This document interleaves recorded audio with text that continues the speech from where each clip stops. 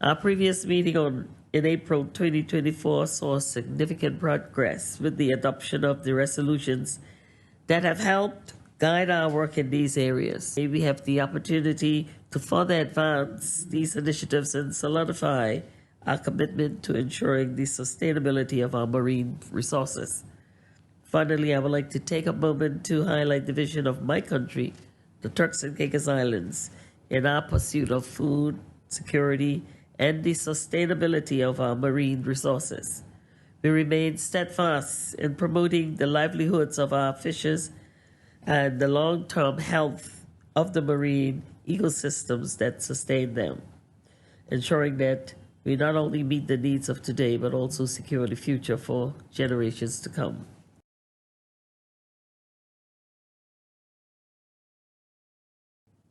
There is a need to increase production and productivity in our fisheries. I want to commend the CRFM and the technical officers in the member states for the work that they have done. The plaintive question that I wish to ask, though, through you, Madam Chair, are we happy with the figures?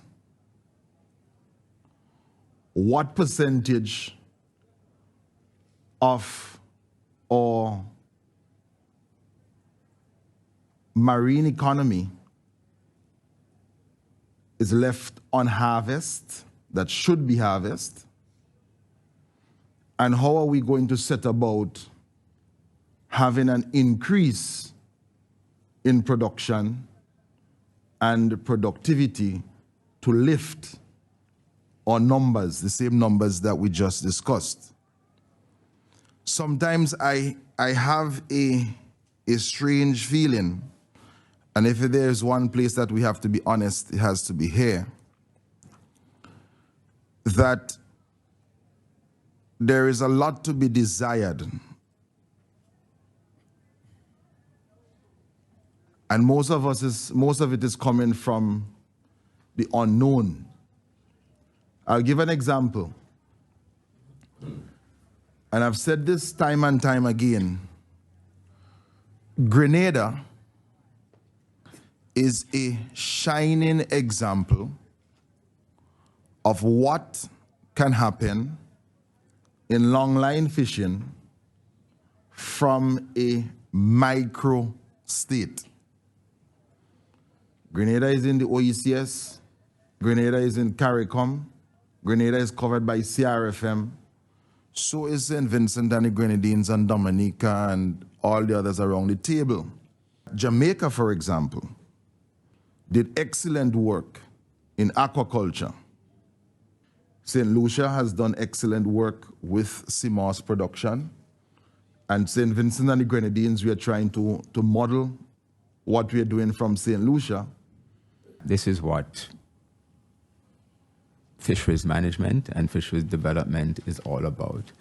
It is about developing and utilizing your potential resources and converting those into economic benefits for our people, for our fishers, for our communities, and for our countries.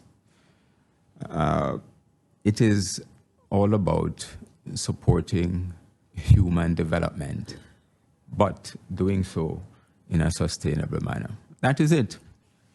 We need to balance the conservation needs, protecting biodiversity, protecting the health of the marine environment, because if you do not do that, then the fish stocks are going to decline. So, but that is the foundation.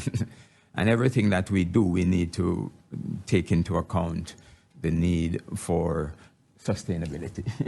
So that is critical. But on top of that now, we really need to pay attention to developing the potential, generating wealth, generating job from the marine resources, supplying our food security. And I think that is the heart of what he is articulating. And, I'm aware that St. Vincent has been implementing what is called a fleet enhancement program for some time now, to enable some of their small-scale fishers to scale up a bit and to be able to harvest resources a little further from the coastal waters. We have talked a lot about aquaculture, and right now aquaculture is way behind in the region compared to other regions, compared globally. Globally, aquaculture is now producing most of the food seafood that we eat, fish. Aquaculture is generating majority. In our region, aquaculture is less than 10%. And by the way, aquaculture now, most of the production is really from the marine environment. So we have limited land spaces in several of our countries. Some countries are more endowed with land, water, etc.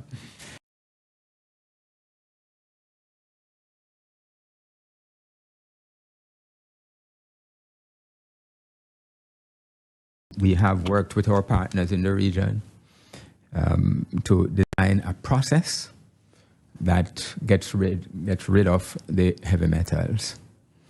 And we have been able to produce this liquid fertilizer or biostimulant that in the greenhouse tested very well, performed very well.